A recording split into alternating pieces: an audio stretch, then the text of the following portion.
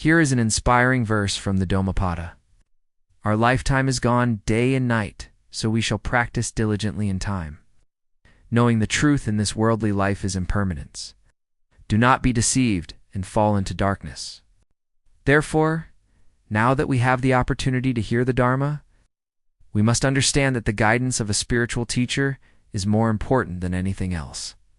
Just like a child who has never been to school if left on their own, they may remain illiterate for life.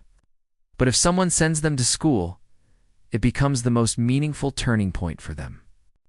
Similarly, as we live in this confused world, if we do not learn the Buddha's teachings, we may leave this life as ignorant as an illiterate person.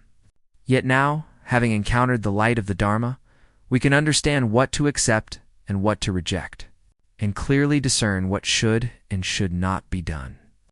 At this crucial moment, for the sake of lasting happiness across lifetimes, we must choose what is truly meaningful.